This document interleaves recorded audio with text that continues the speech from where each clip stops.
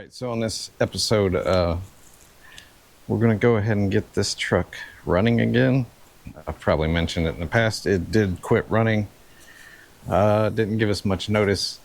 I just went out, started one day, and cranked.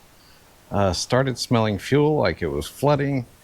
So just made an assumption that we were no longer getting spark, and kind of assumed that the high dollar poorly fitting HEI was the source of my problems. And so I went and bought this thing, which is a cheap solution. The last project was the rear bumper. That deal's wrapped up. It's come out decent. I mean, it's a Chevrolet bumper on a Dodge truck, and it looks all right to me. We did bed liner. We've done quite a bit, Joe. If you've been following along, you know where the truck started and how we got to this point. If you haven't been, there's a bunch of episodes. You can go check them out. Follow along, like, comment, subscribe, all that stuff, but enjoy the episode as I use some diagnosticking to decide if I was right or wrong about why this thing won't start, or if I falsely accuse the Chinesium HEI distributor that doesn't turn well because it crashes into the firewall. And all right, do it again. Man, y'all got fire coming out for All right, so kind of out of the blue, the truck just stopped running or starting. Kind of acted like it had no spark. Cranked. Then it smelled like it was flooded, which told me it had fuel, but really didn't act like it had any spark. So we're going to check for spark. I don't have a great deal of faith in the HEI that's in the car, but that could just be me. I mean, Chinese HEIs may just be better than I think they are, but I seriously doubt it. Boy, that is one rich spark plug right there. That is blackety black. And I mean it. Goodness. I have been charging the battery all day because it hasn't run in a while. I want to go hit this plug on the wire wheel before I try and use it to check for spark. Or at least maybe wire brush it. I've got a wire brush right here.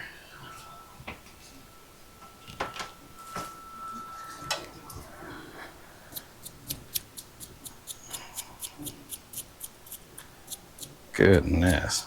I mean, they're brand new plugs, clearly, and they are Champions, which are factory for Chrysler. The last plug I would ever buy, unless it was for my lawnmower, because Champion makes lawnmower plugs. I could be wrong. There's a million Chrysler guys that swear by them. I'm not one of them. So now let's check for sparkles. Better put the key in the on position. I already hooked up a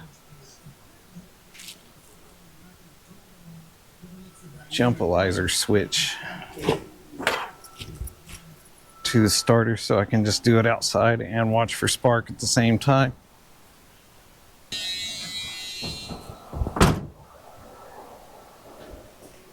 Let's see if we get any sparks. I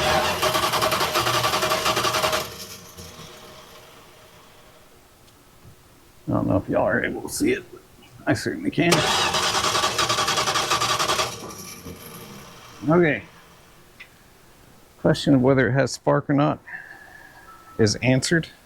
So when I tried to start it previously, maybe the thing just got fouled.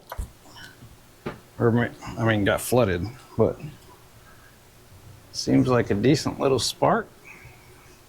So I guess we'll put that plug back in and we'll check the fuel situation.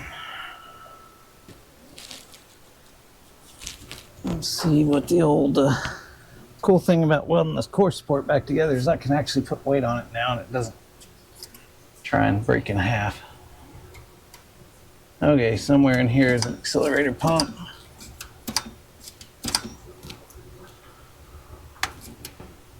Where it is. I'm assuming that's attached to this guy right here.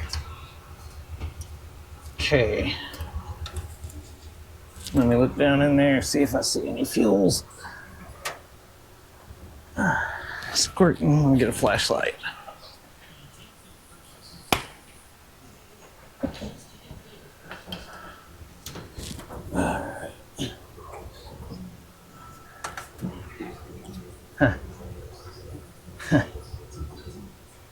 So the HEI has earned a brief reprieve. I already have a distributor to replace it.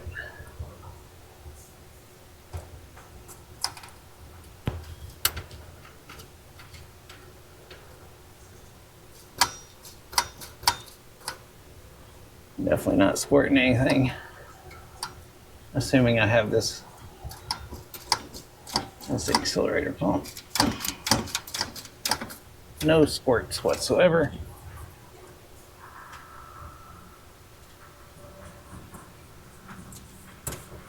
Let's see if I can take this camera. I'll show you a couple things here.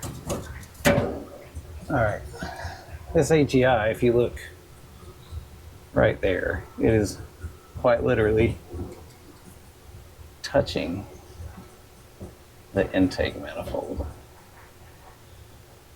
So I don't know how or if it's even in all the way, but I would bet that interferes with getting optimum timing adjustment, as well as the fact that it actually hits the firewall.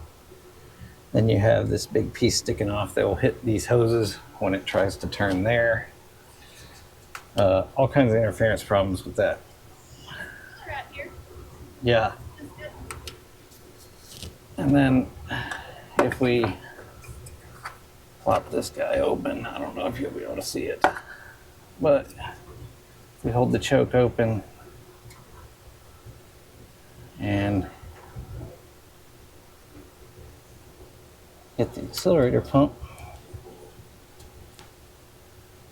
you should be able to see some squirter action,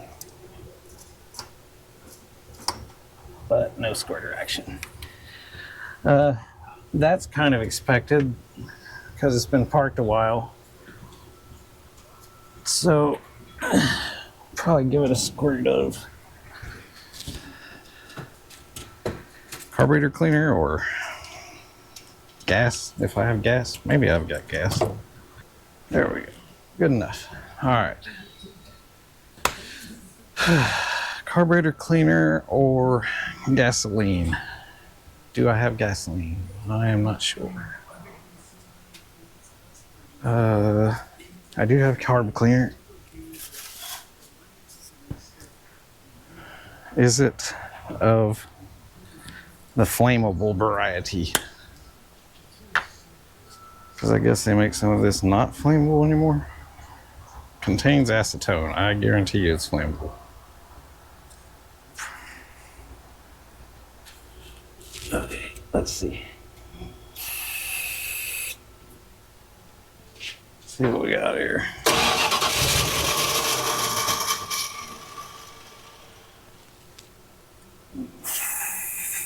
I know.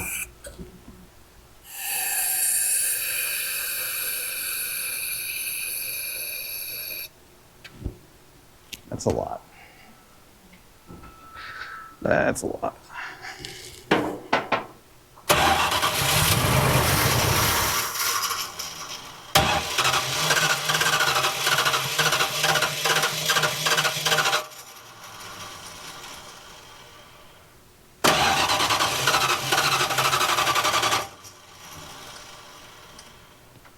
Probably still not squirting.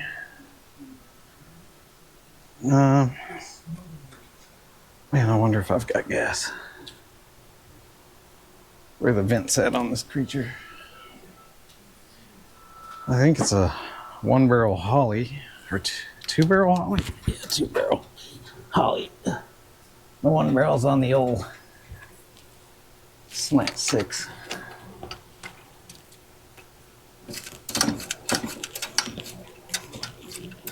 We are definitely not pumping any fuel. Huh. Well, I guess I should go check the gas gauge. That might be a valid. I don't know that the gas gauge was all that accurate. I can't remember. I don't think it worked, actually. Okay, so no accurate gas gauge. Let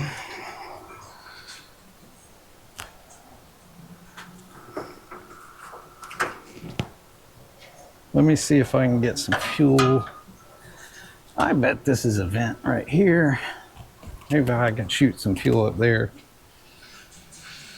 I might be able to fill the float bowls. Mosquitoes are out here.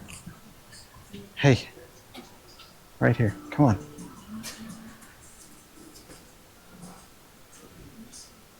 Okay, is this gasoline? I think it's gasoline.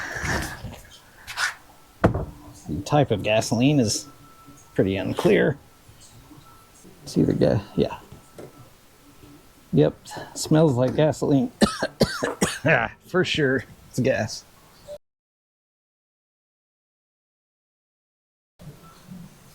$100. I don't really like shooting that carb cleaner down the gullet. I don't know. Okay. Woofed. That stinks.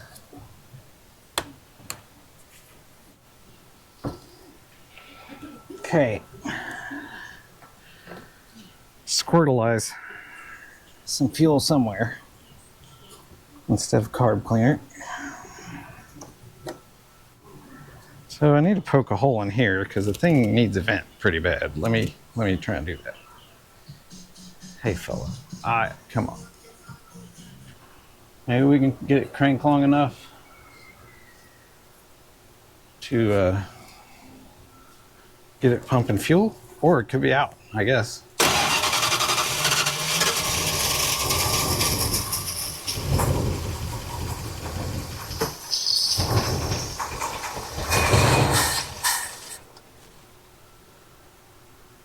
Surely it's not out of gas. That would be a pretty sad state of affairs. Oh, I'm hearing some squirter action.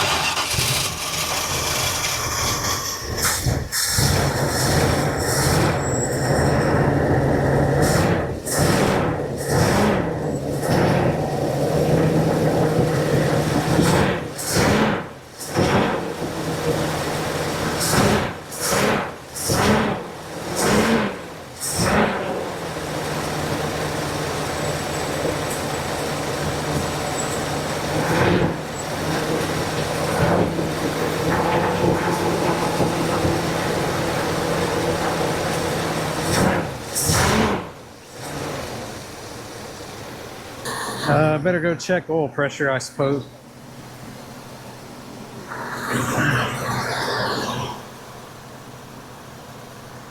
I'll need a flashlight for that because, well,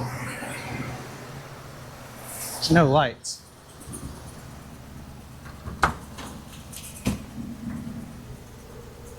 Yeah, about 60 PSIs.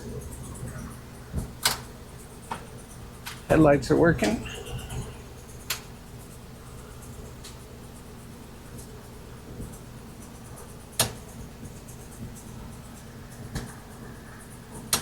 Some of the stuff in the dash has decided to no longer work. All right. Well, so it appears all that happened here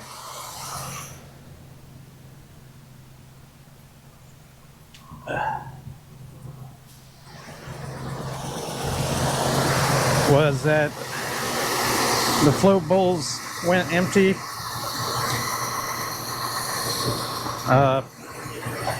The fuel pump lost siphon. I'm not adding anything to that. I'm gonna have to flush this coolant.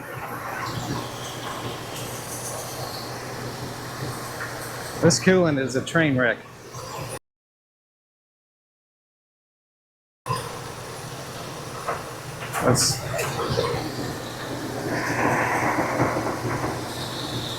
If you want to call it coolant, that's actually just like some crystallized gunk on top of there. So I'm not going to add anything to it. I'm going to drain that. And we're not really flowing coolant yet because the thermostat hasn't opened.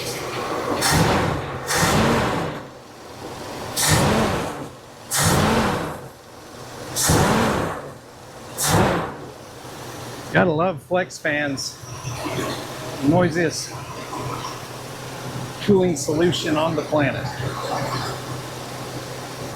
Well, we got it running. It's if you probably can't see down the street, but just a little smoke.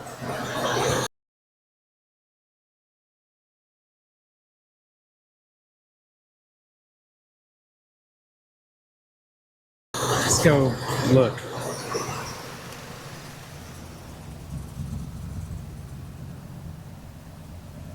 Oh yeah, she's a smoker right now.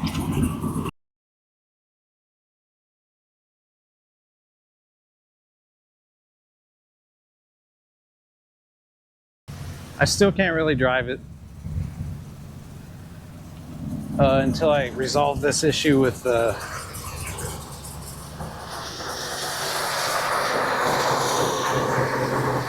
kickdown linkage.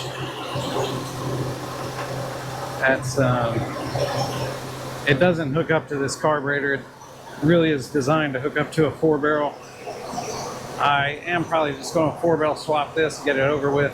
I'm also going to swap that distributor and get that mess over with, simply because I don't like it and it has no room. I think the thing needs to be tined. So,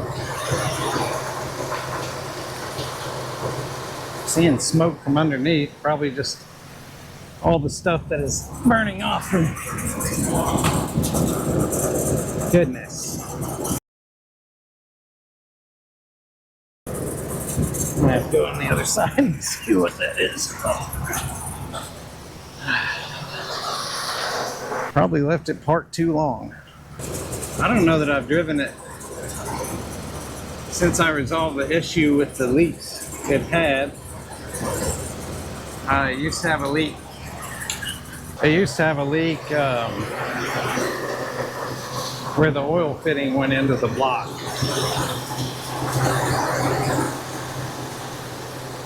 You look right there underneath the old voltage regulator, you can see that some goo has run out of it. So either that's from an old one or it's from that one. So it probably could use a new one of those. All right, from here, I really need to just buckle down and probably carburetor and intake swap this thing and put a different distributor on it. Clearly it's working, but I still don't like it. Let's see if we got any movement on the old coolant front yet. Nope. Just crystallized stuff. It's kind of clean underneath it, but whatever's on top is gross.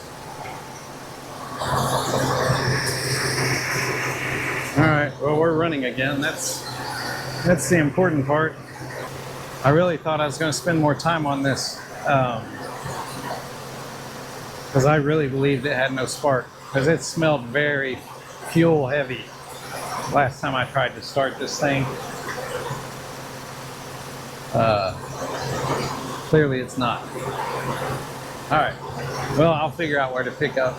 We got her running again. That's the important part. I have so many things I need to do.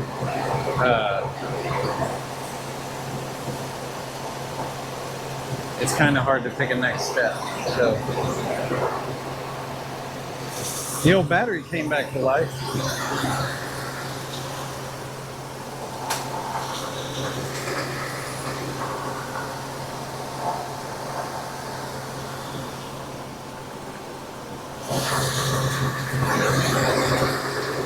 All right, I guess let's turn this monster off. I think it may have blown a fuse. Oh no. The blower motor's on. Ugh. No, it's just getting hot in here. Where's the blower motor? I don't know where it's blower motoring to, but definitely heat's coming out. Heat's coming in the truck. That's for sure.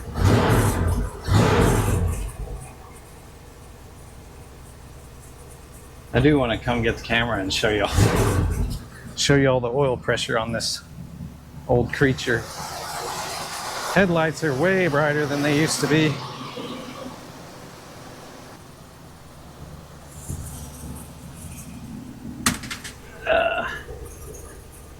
She's doing okay on the old oil pressures.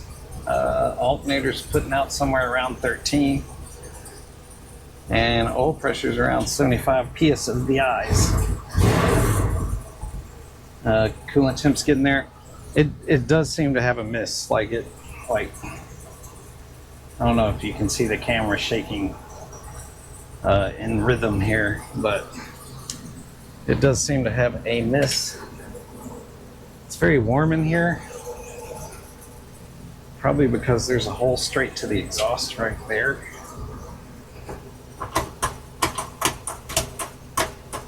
Oh, when I hit the high beams, I got license plate light. Seems like something might be wired incorrectly. I could be wrong. I think when I turn this all the way to the left, it should dome light, but it don't.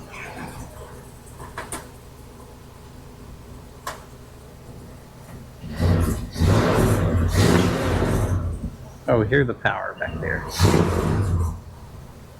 It's great.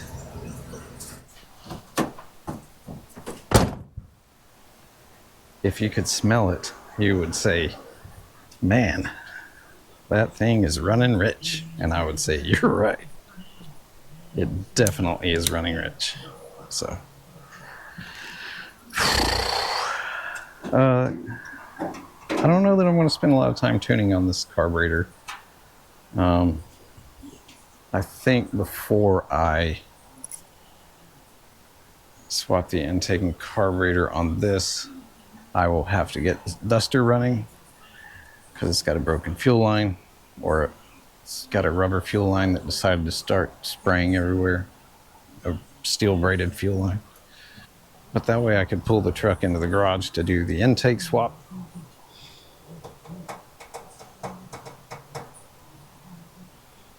I just wish I had the right intake for it, because I really don't. A dual plane would be perfect, but I've got two different single planes. Neither one of them really optimal for this, super basic 318 that has lots of oil pressure. That's really nice. I should really go down there and unhook my jumper switch so it doesn't get melted or something, or I don't forget and drag it down the street. That probably never happened before. I think this thing definitely has a small transmission leak. I mean, it has not leaked that much for as long as it's been parked in the same spot. So as long as it's been parked, which is some time now, these are months worth of leaks here and there and right there. That's it.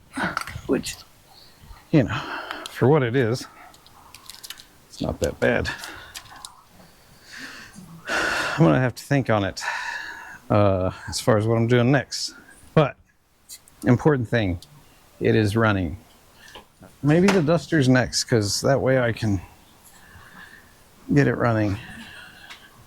But you see, I have to do a little reorganizing before I can get the cars all moving again. But the winter is coming, and if I want to finish this truck anytime soon, it needs to be in the garage.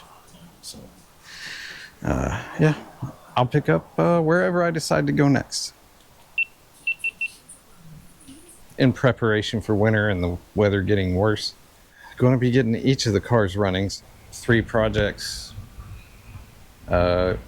Keeping them all running is a bit of a challenge, just because you don't ever touch them. They kind of just sit around, or you just work on them and not so much drive them. I should probably drive this one some more for sure. And the Dart is just kind of on hold until I can talk myself into doing body work, which is kind of where we stopped, because mechanically I've done pretty much all the stuff on it. Some metal work that has to be done, and I'm not super excited about it. So I've been on hiatus from it while I work on the old truck, which I like the truck, but I would also like to get rid of the truck. So the Duster, we haven't seen much on the channel other than to see the car move around a couple times. I am going to do some stuff on it, but that's kind of where we're at. It's kind of where we're at on all 3 cars, really. And over the next 3 weeks, you'll probably see me work on this one, then the Duster, then the Dart. So then I can pull the truck in, and there is a lot of interior work I would like to do just to get it nicer overall.